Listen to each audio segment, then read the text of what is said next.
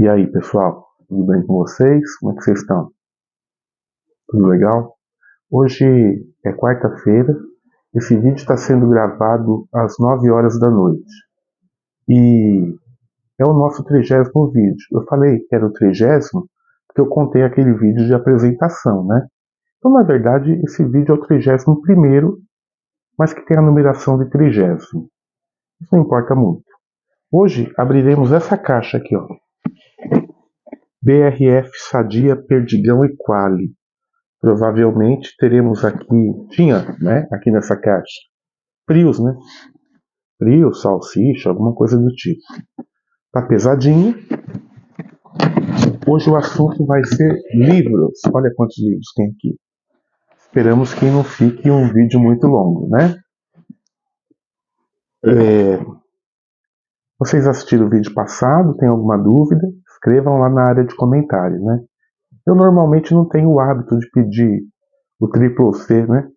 Que os youtubers falam, né? Que eu compartilhe, clique, compartilhe e comente, né? Fica a critério de vocês. Para não perder muito tempo, hoje o primeiro livro, nós temos aqui Enciclopédia das Músicas Sertanejas, Ayrton Mognaini Jr. Esse cara é meu colega de Facebook, já conversei com ele algumas vezes em lojas de disco. Ele é um entusiasta da crítica literária, ele já trabalhou em jornais, já trabalhou em editoras, gosta muito de escrever sobre música e parece que ele compõe também, tem um álbum já lançado em vinil, né? Aqui é o que o nome entrega, é uma enciclopédia de músicas sertanejas, mas o curioso é que ele abre o leque para cantores não sertanejos que em algum momento da carreira gravaram uma música parecida com música sertaneja, né? Uma música naquela toada mais sertaneja. Por exemplo, ele inclui aqui o sambista Jair Rodrigues, porque o Jair Rodrigues, em algum momento da carreira dele, ele flertou com a música caipira, né? Interessante, um trabalho com bastante informação. A gente tem aqui mais de 200 páginas, da editora Letras e Letras, se não me engano isso é 2001. Eu arrematei, acho que num sebo, parece. Eu não me recordo. Para quem gosta do estilo, nós fizemos lá um vídeo sobre música sertaneja. Um livro como esse não é o melhor livro sobre o assunto, mas ele já ajuda a entender um pouco esse universo das duplas caipiras e da origem do estilo, né?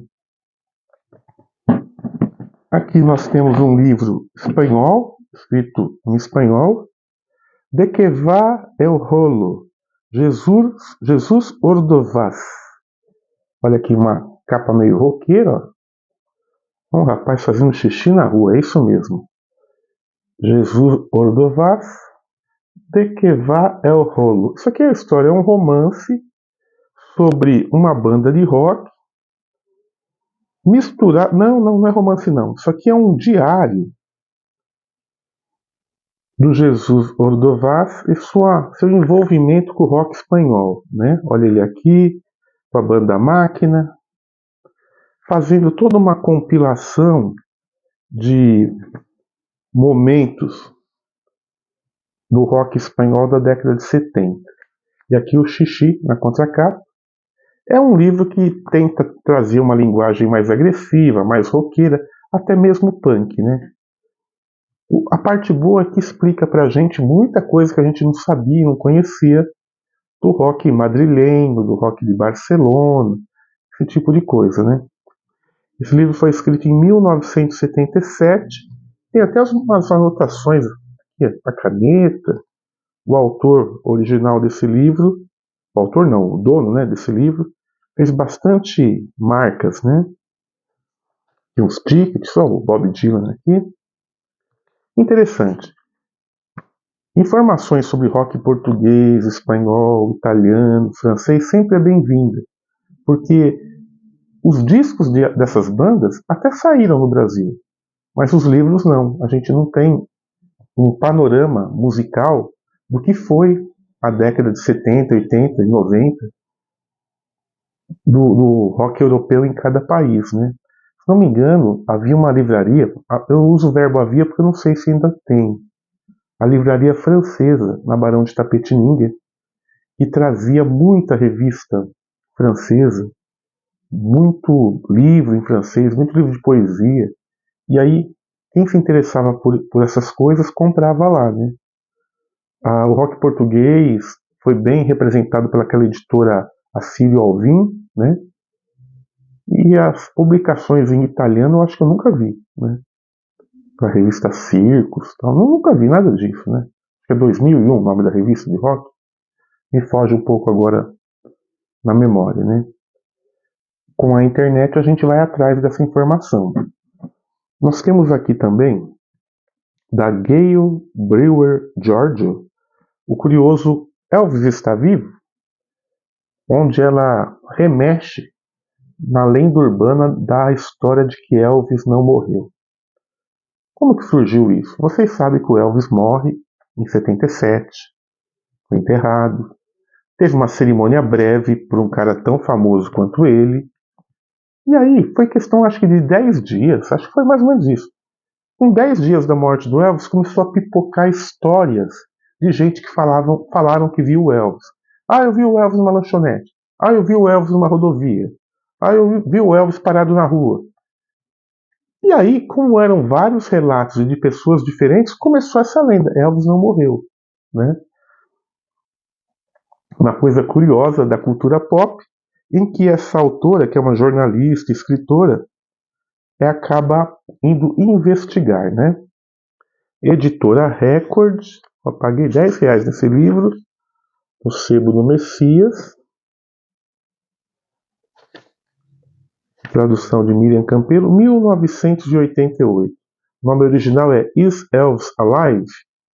E você acha que o rei do rock está vivo ou está morto? Agora aqui, uma trinca de livros se ocupando da vida e obra do Rei Lagarto. Quem é o Rei Lagarto? Não tem nada a ver com King Crimson, não. Se você respondeu Jim Morrison, você acertou. Nós temos 3 livros, eu tenho mais uns 3 ainda dele, aqueles livros portugueses que estão em outra caixa, né? Desses 3, o mais interessante é esse, Abismos, escritos inéditos de Jim Morrison. Olha ele aqui, cachorro na capa, encostado na parede, ainda jovem. Jim Morrison foi um sex symbol, além de ser um grande cantor de rock, né? Ele surge com os Doors, 67, faz um rock meio freudiano, meio psicanalítico, né? Como dá para ver naquela letra do The End, né? Era um cantor teatral, que sabia manipular o público com a beleza e com letras de alusão sexual, né? E que grava uma trinca de álbuns muito bons, que são os 3 primeiros discos do Doors. Depois, num determinado momento, acho que 71 em diante, o Jim Morrison, acho que fruto do alcoolismo, ele começa a engordar, começa a ficar barbudo e termina indo para a Europa, né? Aqui são escritos, eles são bilíngues. De um lado nós temos o poema em inglês, do outro a tradução em português. É um livro português chamado Abismos. A editora é a Assírio Alvim. A tradução é da Ana Paula Souza e Antônio Costa. Eu não estou achando o ano disso aqui. Mas é anos 80. Tem aqui um carimbo da Saraiva. Interessante. 1997. Tá bom? Vocês já viram esse livro. Esses livros eles eram disputados à tapa na década de 90. Todo mundo queria comprar esses livros porque não tinha muito. Hoje, por algum momento, por algum motivo, eles reapareceram, né? Você acha com facilidade esses livros portugueses no sebo, que sempre é uma coisa bacana. O outro livro do Jim Morrison é um livro comum, mas também muito interessante. Eu diria que dos 3 que eu estou mostrando dele aqui, é o que traz mais informações sobre o artista. É aquele clipe, o clipão da Martin Claret. Olha aqui, uma capa nova. Está aqui o Jim Morrison. Esse livro reúne entrevistas do vocalista do The Doors, matérias de revistas importadas traduzidas para o português, colagens, entrevistas com outros integrantes da banda, jornalistas falando como foi encontrar o Jim Morrison. Ou seja, o livro atira para vários lados, porém mantendo o Jim Morrison no centro, né? Como o polo de todos esses assuntos, né? Jim Morrison do The Doors é o perfeito herói mítico de nosso tempo. Parte Dionísio, parte Orfeu, parte Fausto. Ele é uma porta para o infinito jogo da aventura humana. Aqui as pessoas vão tecendo loas e elogiando o artista, né? Mas é bem interessante. O legal do Jim Morrison é porque, além de cantor, ele é um poeta, né? Ele tem livros de poesia e escreve muito bem. Eu gosto muito de uma tradução para português que fizeram daquele poema Ode para Los Angeles. Acho que é Ode para Los Angeles. Esse título, na verdade, é uma homenagem ao Brian Jones, e ele chama o Brian Jones de Ofélia. Ofélia é uma personagem shakespeariana, né? Parece que morre nas águas. Se eu não estiver falando besteira, me corrijam. Parece que tem um fim trágico nas águas. E o Jim Morrison faz essa relação com a morte do Stone, que morreu na piscina da casa dele afogado, né? E aí ele constrói um poema lindíssimo, que está no outro livro do Jim Morrison, que um dia vai aparecer aqui, e quando aparecer eu vou ler para vocês, tá bom? Jim Morrison, por ele mesmo, editora Martin Claret. O terceiro e último do cantor chama-se Os Últimos Dias de Jim Morrison, Philip Steele. Confesso que eu não conhecia esse livro, fiquei muito curioso de saber do que se tratava. É uma biografia do Jim Morrison, mas tratando apenas dos últimos anos da vida dele. Olha aqui, os últimos dias de Jim Morrison. O autor foca na vida europeia do Jim Morrison. Como as biografias de rock falam, né? O cantor, em 1971, se não me engano, vai para a França, vive de maneira mais ou menos discreta num hotel, parece que tem um relacionamento amoroso, não sei muito bem. E ele morre na banheira. Tem um ataque cardíaco e morre na banheira. E aqui o Philip Steele vai destrinchando essa história, né? Claro que sem também não deixar de elogiar o cantor, né? Fala também de Rock and Roll Circus, não sei o que será. Ele não está no Rock and Roll Circus no DVD. Não sei que alusão é essa, que citação é essa. Editora PHL. Vamos ver o ano disso? 2007. Vocês conhecem os Doors, né? Não tem muito o que dizer do Jim Morrison, porque vocês conhecem todos os hits da banda, né? Eu fui apresentado aos Doors quando eu frequentava a casa de um amigo e ele tinha aquela coletânea dupla, que o Jim Morrison está com os braços abertos. Coletânea que, aliás, se o cara não for um fanático pelos Doors, resume muito bem a obra da banda, né? Você não precisaria montar a coleção, que aliás não são de muitos títulos, para entender o que foram os Doors, né? Então eu ia na casa do meu amigo, eu via aquele disco, e pô, interessante e tal. Depois de alguns anos também eu acabei comprando no formato CD, né? Aqui, já os últimos livros da caixa, uma aquisição mais ou menos recente, Fausto Fawcett, Pesadelo Ambicioso. Isso aqui é um livro de 2022, eu ainda não li, é um romance, aqueles romances Fausto Fawcettianos, vamos dizer assim, né? Com estética de fanzine, olha só. As laterais são bem enquadradas aqui, tem uns desenhos. E pelo que eu deu aqui, olha, a morte lá do filme do... Vocês sabem o que eu estou falando. Ih, me deu um branco agora, como é que é o nome? Sétimo Selo, acho que é isso? Olha aqui, ó. Já era logo na primeira página. A literatura do Fausto Fawcett é bem ambiciosa. Ele tenta fazer algo que foi apelidado de cyberpunk, mas não é isso não. Que é o quê? Falar do futuro, falar de traquitanas tecnológicas, sem esquecer Copacabana e o Rio de Janeiro. Então ele mistura uma linguagem e uma trama vulgar do homem comum e até pobre do Rio de Janeiro com o que há de mais moderno na tecnologia, vamos dizer assim, né? Eu li todos os livros dele, com exceção desse e de um outro que eu ainda não comprei. Gostei muito do Santa Clara Poltergeist, eu acho que é um grande momento da literatura brasileira. E o álbum Com os Robôs Efêmeros, o primeiro, é um clássico do rock, né? Eu não sei exatamente sobre o que esse livro fala. Aliás, nem quero saber muito para não estragar a surpresa, né? Amazon Livros, eu não sei se foi 50 ou 45 reais. Peguei numa promoção, não sei exatamente o valor disso. Os dois últimos livros da caixa. Nós temos aqui um livro chamado Som Livre, uma biografia do ouvido brasileiro, Hugo Sukman. Pela capa, pela essa bolinha que é o selo do vinil, você já percebe que é um livro que fala sobre a gravadora Som Livre. A gravadora se ocupava das trilhas sonoras da Rede Globo. Muito bem. Aí você pega o livro, percebe que tem 240 páginas, algumas fotografias, muita entrevista. E é o que isso aqui? Isso aqui é quase uma biografia desse Hugo Sukman.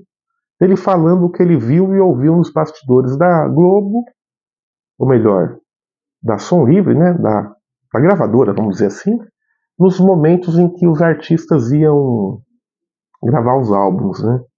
O que ocorre é o seguinte: esse Hugo Sukman, que deve estar na faixa dos 40 anos de idade, mais ou menos, ele pende, como eu posso dizer, ele faz um recorte apenas dos medalhões. Então ele fala de Djavan, de Rita Lee, e a gente sabe que a gravadora Som Livre ela se notabiliza pelas trilhas sonoras, não necessariamente pelos álbuns dos artistas, né? E aí quem compra um livro desse, como eu comprei, livro de 2024, é um lançamento, eu confesso que eu esperava as capinhas de alguns, pelo menos, álbuns lançados pela gravadora Carioca, e principalmente uma lista, uma relação de títulos. E isso não aparece aqui nesse livro. Então eu diria que esse livro está incompleto, né? Ele mereceria, é um livro recente, mas já merece uma revisão e um complemento, né? Não há o que dizer da Som Livre. Todo mundo já ouviu uma trilha sonora de novela alguma vez na vida. E se ouviu, é bem provável que você ouviu uma trilha sonora da Som Livre, tá? Quanto ao Hugo Sukman, aqui a orelha do livro diz que ele trabalhou em vários jornais, como o Jornal do Brasil, o Globo, etc., né? E é curador do MIS do Rio de Janeiro. Toda vez que eu ouço essa palavra curador, eu dou um passo para trás, vejo se minha carteira está no lugar, vejo se eu ouvi direito, porque muita picaretagem tem sido feita na música, na pintura, na literatura, com o mote de curadoria, tá? Vamos ficar esperto. Para terminar, hoje o vídeo vai ficar bem curto, um título que eu comprei acho que é uns 10 anos atrás, não sei, uns 7 anos atrás, vamos dizer assim. A história do baterista mais famoso do mundo antes e depois dos Beatles, Ringo. Olha aqui a cara do Ringo, olha que capa bonita, esse amarelo e cor-de-rosa aqui. Michael Seth Starr. Eu confesso que eu não... O Michael Seth Starr, ele é editor de New York Post. Agora, eu não sei se esse Starr, com 2 R's, tem algum parentesco com o Ringo. Eu teria que pesquisar, eu não li esse livro ainda. Então, será que esse Michael Seth Starr é algum parente? Ou é algum fã que adotou esse Starr no nome? Seja como for, ele é um jornalista musical. Esse é um livro de capa dura, da editora Planeta, lançado em 2015, que conta a história, a vida e a carreira do pior, melhor baterista do mundo, né? Por que pior, melhor? Se o Ringo fosse um virtuoso, os Beatles não seriam tão bons. O que faz os Beatles serem essa grande banda de rock, essa banda querida, é justamente o fato do Ringo ser um pouco comedido, não explodir na bateria, né? Ou seja, não ser tão rock assim, né? O Ringo é um cara maneiro que faz o acompanhamento certo para a música certa, né? Carismático também. É, é preciso conhecer a carreira solo do Ringo. O Ringo tem dois clássicos, que é aquele disco que eu não lembro o nome, que ele está sentado assim perto de um tronco olhando para baixo, e o Good Night Vienna, que ele está saindo de uma nave espacial. Esses dois álbuns não podem faltar na coleção do roqueiro que se preze, né? E claro, tem os outros também, aquele outro que ele está mastigando uma flor, tal. A carreira solo do Ringo é bem legal. E a do Ringo dos Beatles, não preciso nem dizer, todo mundo conhece. Hoje falamos de 2, 3, 4, 5, 6, 7, 8 livros. Era o que tinha na caixa. Não vou ficar me alongando muito aqui, alugando vocês. Biografias de músicos de rock e livros sobre cenas musicais fazem parte da minha coleção. É um dos alicerces da coleção, né? Toda vez que eu acho um livro barato, interessante e fala sobre música, eu pego, né? Até tô achando estranho porque parece que nos últimos meses não tá saindo muita coisa, né? No meu radar tá ainda aquela biografia da Stevie Nicks, do Fleetwood Mac, que eu ainda não consegui, e alguns fanzines de heavy metal que eu tô olhando, mas ainda não consigo ainda trazer aqui para minha coleção. Em breve aparecerão. Pessoal, vamos assistindo, vamos comentando, vai me corrigindo das batatadas que eu falo. Deem sugestões também. Infelizmente, eu não vou poder ficar trocando os conteúdos da caixa para montar um assunto específico. Mas vai que de repente vocês falam sobre um assunto específico e que eu consigo localizar, eu posso passar essa caixa na frente da outra, né? Gente, é isso aí. Ó, quarta-feira à noite, a gente se vê, acho que na sexta-feira. Fiquem com Deus.